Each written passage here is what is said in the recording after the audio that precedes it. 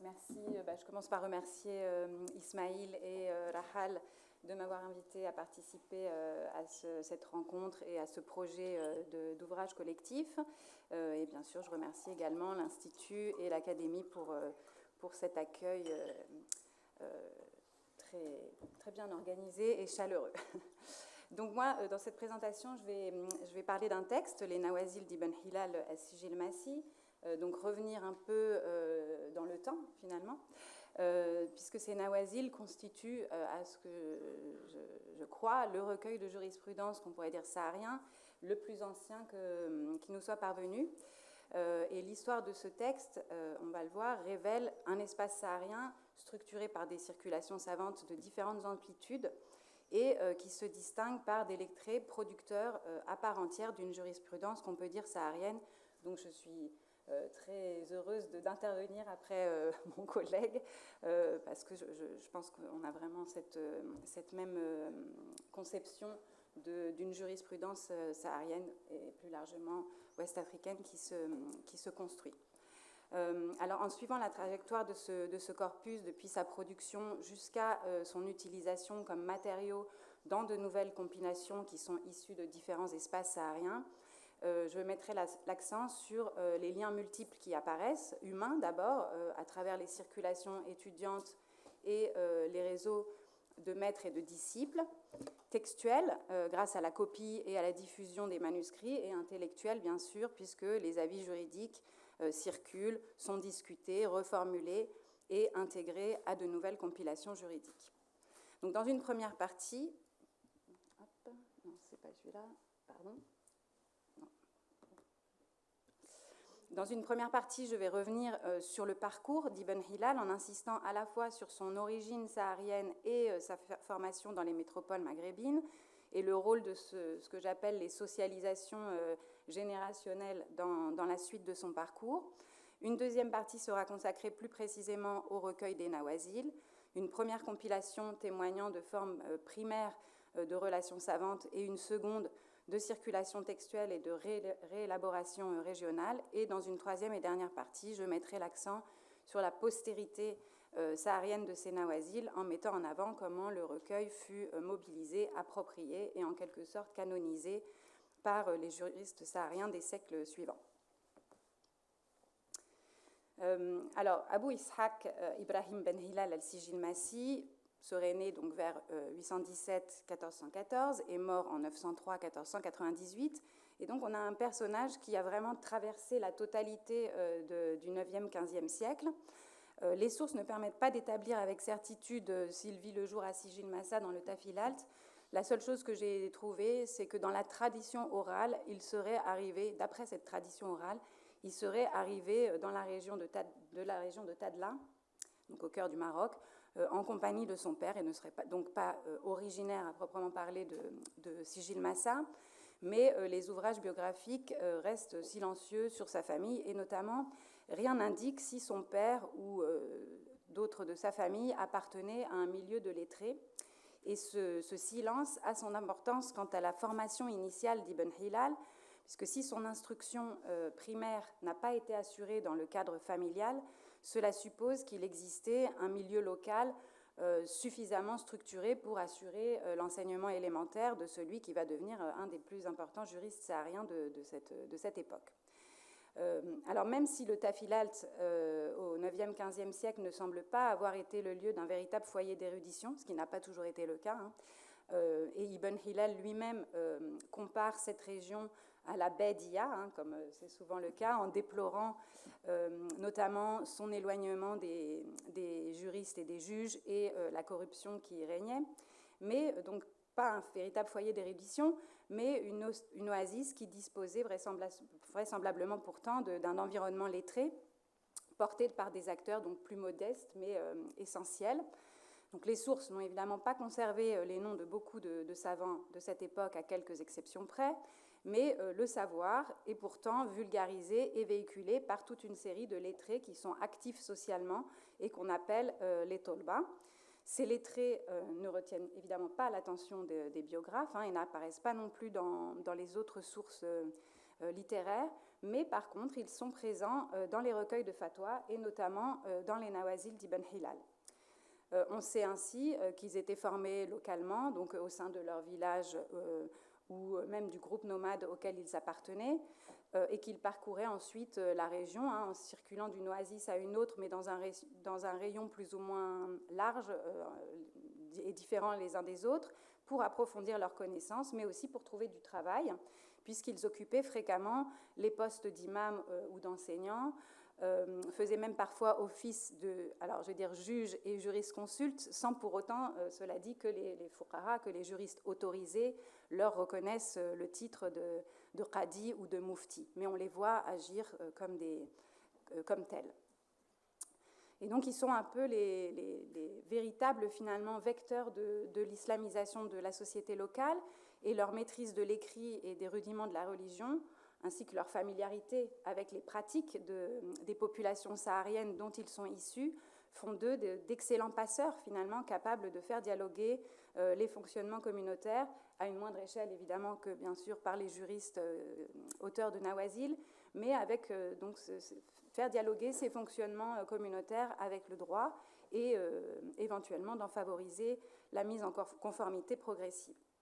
Et donc, à leur niveau, ils participent à la construction et à la diffusion d'un islam qui est enraciné dans ces pratiques locales.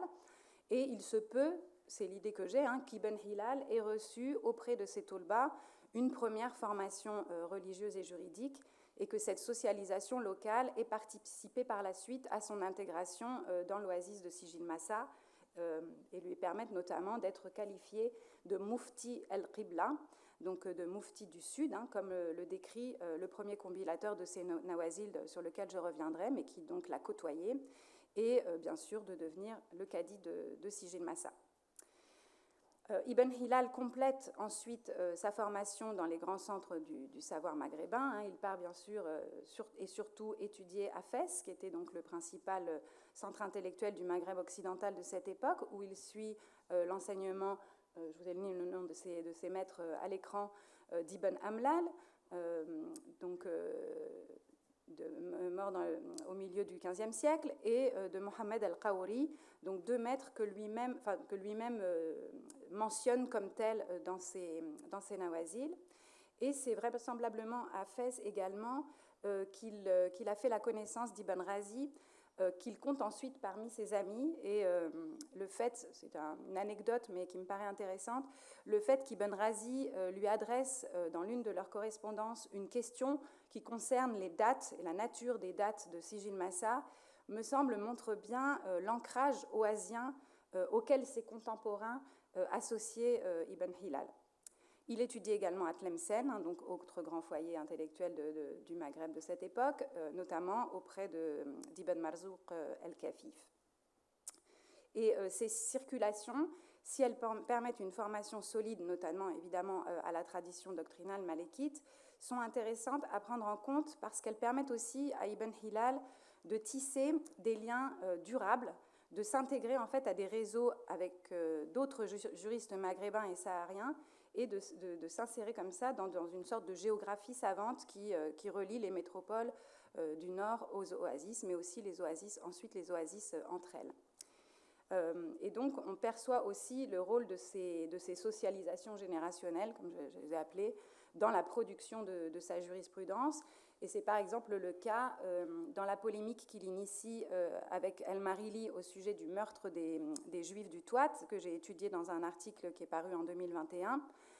On ne sait pas si ces deux juristes se sont connus, comme je l'ai dit, durant leurs études ou peut-être seulement par le biais de réseaux communs, mais en tout cas, ce que l'on sait, c'est qu'ils ont été par la suite en contact, au moins de manière épistolaire, et leur position divergente dans cette affaire témoigne de l'existence d'un espace de débat juridique transsaharien et transrégional qui relie là le Tafilalt et le Touat, mais bien sûr au-delà l'Afrique subsaharienne et le Maghreb. On trouve aussi des échos de ce débat, notamment dans le Miryar d'Al-Wanchar ici. Les circulations ne concernent donc pas seulement les étudiants venus recevoir un savoir dans les centres urbains du Nord, mais elles produisent aussi des relations durables de consultation, de correspondance et de débat entre des juristes dispersés dans tout cet espace ouest-africain.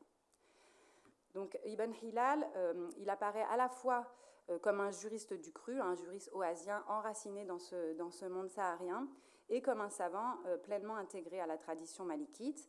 Sa formation et les contacts qu'il a noués tout au long de ses études et par la suite inscrivent ensuite son parcours saharien dans un environnement très largement connecté, comme en témoigne, je vais y venir, l'histoire de ces Nawazil. J'avais mis une petite carte, mais bon, ça semble... Ah, pardon.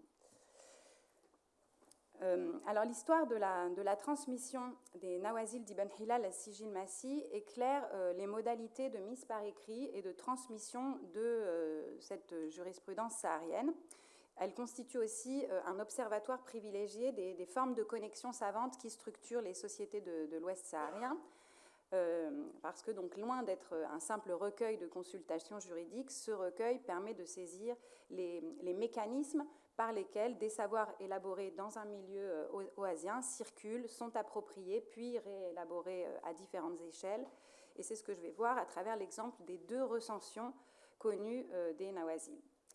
Le recueil n'a en effet pas été compilé par le juriste lui-même, mais nous est parvenu à travers deux collections distinctes. La première a été rassemblée de son vivant par un certain Akbour. Là aussi, je vous ai mis son nom à l'écran, qui apparaît comme vraiment cette première compilation apparaît comme le produit d'un environnement savant qui est encore essentiellement local. Son auteur explique avoir voulu rassembler un ensemble de consultations du cadi de Sijil Masih, accumulées, dit-il, jusqu'en 901, donc jusqu'en 1495, donc jusqu'à très peu de temps avant la mort d'Ibn Hilal, vraisemblablement à partir d'un matériau progressivement collecté, soit au contact direct d'Ibn Hilal lors de ses audiences notamment, ou peut-être recueilli auprès d'autres de ses disciples. Cette première collection réunit à peu près 300 questions-réponses assez brèves, peu argumentées et qui se succèdent sans classement thématique et qui constituent une sorte de recueil de la pratique qui était destiné visiblement à conserver les solutions apportées à des cas concrets et utiles aux communautés locales. Cette première étape de la transmission met en lumière l'existence donc d'un milieu instruit local, probablement d'ailleurs celui de ces tolbas déjà évoqués, et les Nawazil circulent donc d'abord oralement avant d'être consignés par écrit, et elles passent du juriste lui-même aux lettrés qui l'entourent. La seconde compilation révèle vraiment un élargissement de ce texte, une transmission cette fois-ci interrégionale, mais aussi sur la durée, puisqu'elle a été élaborée environ 150 ans plus tard par El-Jazouli dans le Dra, donc au sud-ouest du Tafilalt. Et le compilateur explique très clairement dans l'introduction sa démarche. Il dit en substance que, ayant constaté que les étudiants de sa région s'intéressaient aux écrits d'Ibn Hilal et que ces Nawazil, du coup, circulaient, mais qu'elles étaient rassemblées sans ordre, donc dans un format qui était vraisemblablement comparable à la collection d'Akbour que je viens d'évoquer, à moins que ce ne soit celle-ci, mais ça, c'est pas précisé. Mais donc, lui, il eut le désir de réorganiser ce matériel du mieux qu'il pouvait, et il eut alors recours à une copie du texte, dit-il, qui circulait dans sa région. Donc, on ne sait pas si c'est la collection telle qu'elle avait été compilée par Akbour ou une autre, mais du même genre. Et le recueil qu'il compose alors est organisé, cette fois-ci, selon vraiment les rubriques classiques de ce genre de recueil. Et pardon, ils sont intégrés d'autres matériaux, donc pas seulement ce matériel initial, mais quelques questions auxquelles le maître d'Ibn Hilal, El-Qawri, dont j'ai parlé tout à l'heure, avait répondu, mais également, dit El-Jazouli, des textes autographes d'Ibn Hilal, mais aussi de son fils Ibn Abdel-Aziz, qui témoignent donc à la fois de la constitution d'archives familiales et de leur circulation, mais aussi de leur circulation au-delà du Tafilalt. Et donc le texte tel qu'il nous est parvenu est ainsi beaucoup plus développé que celui d'Akbour. Les questions sont beaucoup plus et surtout les réponses sont beaucoup plus élaborées et font référence à de nombreuses autorités malikites, alors que dans le premier recueil, il n'y a parfois même pas du tout de références données pour appuyer le raisonnement juridique. Ces deux compilations, elles correspondent donc à deux étapes de la formalisation de la pensée juridique. La première, elle restitue au plus près la pratique quotidienne du qadi et du mufti, et la seconde, elle transforme ce matériau en un traité de jurisprudence, cette fois-ci structuré et explicitement inscrit dans la tradition malikite. Et leur comparaison révèle, me semble-t-il, cette progressive élaboration d'une jurisprudence saharienne. Les réponses initialement formulées pour résoudre des cas locaux deviennent, par le travail du compilateur, les fondements d'une réflexion régionale. Et dans l'édition du texte, puisque les Nawazil d'Ibn Hilal ont été édités à Beyrouth en 2016, présentent les deux compilations l'une après l'autre. Donc celle d'Arbour et celle d'Al-Jazouli sont vraiment présentées comme deux compilations séparées. La circulation manuscrite postérieure de la recension d'Al-Jazouli, elle confirme cette dynamique de fabrication et d'extension géographique de la diffusion, parce que, alors que la compilation d'Arbour semble avoir connu une transmission limitée, on n'en trouve que très peu de manuscrits, cette seconde compilation, donc celle d'Al-Jazouli, a au contraire largement circulé, et donc on a cette fois-ci de nombreux manuscrits dans les bibliothèques maghrébines, peut-être également dans des bibliothèques ouest-africaines. Alors, j'en ai pas vu, voilà, il y en a, c'est ce qu'il m'a dit. J'en ai pas vu dans le seul que je connais. Oui, ça j'ai vu, mais par contre, pour ce qui est des manuscrits, dans le fond d'Ahmed Baba de Tombouctou, je n'ai pas trouvé mention de copie de ce texte, mais c'est sûr que ici, certains pourront m'éclairer sur ce point, et je ne doute pas qu'effectivement, il y ait des copies de ce texte qui est circulé beaucoup plus au sud. Et au Sahara, on en rencontre notamment beaucoup de copies dans les bibliothèques du Touat, que je connais beaucoup mieux et dans lesquelles j'ai travaillé. Donc, je vous ai mis quand même quelques reproductions, quelques photographies de manuscrits de ces Nawazil. Celui que vous avez à gauche vient d'une khizana très connue du Touat, la khizana de Lamtarfa, et la deuxième à droite, en fait, vient d'un manuscrit composite qui est conservé à la Bibliothèque nationale d'Alger, mais qui vient également de la région du Touat, qui a été acquis relativement tardivement par la Bibliothèque nationale. Donc cette recension, cette deuxième recension a par ailleurs été utilisée comme référence par de nombreux juristes postérieurs, notamment au Touat, mais aussi dans les régions sahariennes méridionales. Et on a donc un texte qui cesse à ce moment-là d'être l'expression d'une pratique propre au tafilalt ou un petit peu plus largement, mais pour devenir, grâce à des circulations interrégionales encore une fois, une référence partagée à l'échelle d'un vaste espace qui relie les oasis du Sahara entre elles, tout en s'inscrivant dans une large tradition malikite. Ah pardon, non, ça c'est pas ça que je voulais vous montrer. Non, ça c'est après. Ah, mais c'est pas la dernière version que j'ai envoyée hier soir. Bon, c'est pas grave. Je vais me débrouiller sans ça. Donc, non, mais c'est pas grave. Rahal, c'est pas grave du tout. Non, parce que du coup, je me retrouvais plus. Parce que je passe à ma troisième partie. Donc, l'histoire sur la postérité de ce texte, les réceptions et l'élaboration d'une jurisprudence saharienne. Alors l'histoire des Nawazil d'Ibn Hilal ne s'arrête donc pas avec ces compilations. À travers les copies, les citations et les reformulations dont elles ont fait l'objet pendant plusieurs siècles, elles permettent d'observer la formation progressive d'un espace intellectuel saharien traversé bien sûr par des circulations permanentes qu'on a pu voir dans l'ensemble des communications présentées jusque-là, des circulations, celles des hommes évidemment, mais aussi celles des textes et des savoirs. Et la collection élaborée par El-Jazouli marque de ce point de vue une étape décisive du processus, en transformant en fait donc cet ensemble de consultations de nawazil dispersées en un ouvrage organisé selon le canon, on va dire.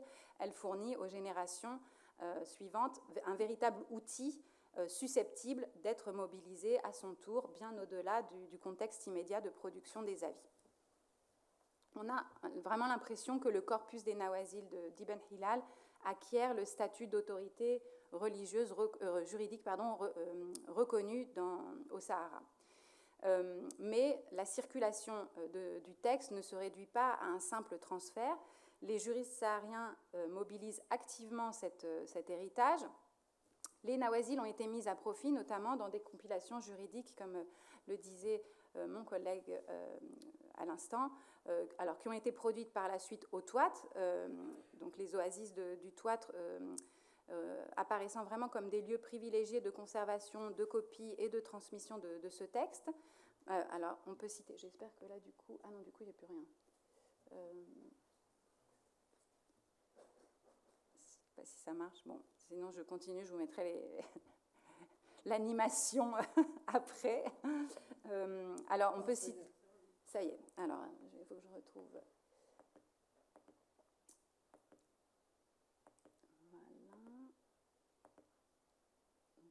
Voilà. Donc, pour les compilations produites par la suite au Touat, on peut citer successivement les trois textes dont je vous ai mis les références à l'écran. Les Nawazil d'Ajanturi, qui sont donc de la première moitié du XVIIIe, les Ajoueba de Tinilani, de la deuxième partie du XVIIIe, ou encore le célèbre recueil de la Rounia, colligé par le père et fils El-Balbali au milieu du XIXe. Donc, je vous ai mis là aussi quelques reproductions de manuscrits. Là encore, donc, je vous ai dit ce manuscrit de la Bibliothèque nationale d'Alger, qui est une compilation des textes, notamment des textes des recueils de Nawazil du Touat. Donc, c'est le même manuscrit dans lequel on a... c'est d'ailleurs amusant, on a aussi les Nawazil d'Ibn Hilal considérés comme appartenant à ce corpus. Bon, là, ici, ce sont les Nawazil d'Al-Janturi. Et ici, la fameuse Ronia al-Muqtasid al-Sa'il fi ma waqa'a fi Tuwat min al-Qadaya wal-Masail, conservée, là encore, la copie conservée à la Khizana de l'Amtarfa. Mais Ibn Hilal est également cité donc, dans des compilations d'autres régions ouest-africaines, notamment dans les Nawazil d'Al Qasri, voilà, qui est un célèbre juriste dont on parlé tout à l'heure, de la région de Walata. Et dans tous ces textes, les réponses du cadi de Sijil Massa deviennent vraiment comme des précédents mobilisables pour résoudre de nouvelles questions et sont intégrées ainsi à la jurisprudence produite dans ces autres espaces sahariens. Donc elles sont à la fois sélectionnées, parfois condensées ou au contraire développées, confrontées à d'autres positions selon les besoins des mouftis qui les utilisent pour penser leur propre réalité sociale. Et dans ce cadre, Ibn Hilal apparaît désormais comme une véritable autorité doctrinale intégrée au corpus de référence des juristes sahariens. Et il est cité au même titre que, par exemple, son contemporain Al-Wansharisi ou Ibn Nasir al-Darai, par exemple. Et ces nawazil ne sont d'ailleurs pas mobilisés uniquement pour considérer des problématiques sahariennes, ce qui renforce aussi cette idée d'autorité malikite décontextualisée, on va dire, parce que ces nawazil sont aussi utilisés dans le cadre de réflexions qui sont beaucoup plus larges et qui ne sont pas strictement des réflexions sur la société saharienne. Ça peut être sur vraiment des sujets, des thématiques très larges et beaucoup plus théoriques que simplement pratiques, on va dire. Et ces nouvelles collections, elles témoignent ainsi d'une tradition juridique vivante et de l'existence d'un véritable continuum intellectuel en construction permanente qui relie des sociétés oasiennes dispersées sur plusieurs milliers de kilomètres entre elles, mais aussi aux autres espaces africains en général, que ce soit de l'Afrique du Nord ou plus au sud. L'histoire de ces réappropriations, elle éclaire ainsi un aspect essentiel, me semble-t-il, de ce Sahara médiéval et moderne, pour cette période, en gros, qui va du 15e, 16e siècle, hein, avec un espace qui est vraiment loin d'être périphérique. Et là, je m'inscris dans les renouveaux de la pensée sur la région qu'a évoqué Ismaïl hier. Vraiment, donc, pas un espace périphérique qui recevrait passivement des modèles élaborés ailleurs, mais comme un lieu de production juridique à part entière. Donc des juristes qui ne se contentent pas de transmettre la tradition malékite, mais qui la retravaillent continuellement pour répondre aux contraintes sociales, politiques, environnementales aussi propres à leur société. Et ce travail les conduit non seulement à participer pleinement à la dynamique intellectuelle du malékisme africain, mais aussi à s'imposer comme des autorités juridiques de référence. Donc l'étude, rapidement, hein, pour reprendre l'essentiel de mes idées, hein, l'étude des Nawazil d'Ibn Hilal à travers le parcours de leur auteur, les conditions de compilation du texte et sa postérité, révèle donc l'existence d'un espace savant connecté dont les frontières dépassent largement hein, celles de l'oasis où ce texte a été initialement produit. Les connexions savantes sont, j'espère l'avoir montré, hein, multiples et durables. On a les circulations étudiantes, les réseaux de disciples et de correspondants, les copies ensuite manuscrites, bien sûr la constitution des bibliothèques oasiennes que j'ai moins évoquées, et les compilations juridiques successives qui participent à la constitution d'un véritable espace de savoir. L'exemple d'Ibn Hilal montre également que ces connexions ne se limitent pas à la transmission donc, de cet héritage doctrinal élaboré ailleurs. Le juriste de Sidi Massa produit une jurisprudence qui est certes profondément ancrée dans les réalités sociales du Sahara, et les questions qu'il traite, les solutions qu'il propose ou les raisonnements qui sont mobilisés témoignent hein, vraiment de cette capacité d'adaptation du droit, comme l'a largement démontré mon collègue qui a parlé juste avant moi, vraiment une capacité d'adaptation du droit aux contraintes propres aux sociétés sahariennes, mais par ailleurs, la circulation des savoirs s'accompagne de ce processus permanent d'élaboration. Et la postérité du texte montre évidemment bien que la circulation n'est pas seulement synonyme de reproduction, puisque, on l'a vu, les juristes du Touat, ceux de Walata, mais d'autres évoqués tout à l'heure, ne se contentent pas de transmettre les avis, mais les sélectionnent, les discutent, les confrontent à d'autres, et à travers ces usages successifs se construit progressivement une véritable tradition juridique saharienne. Je vous remercie.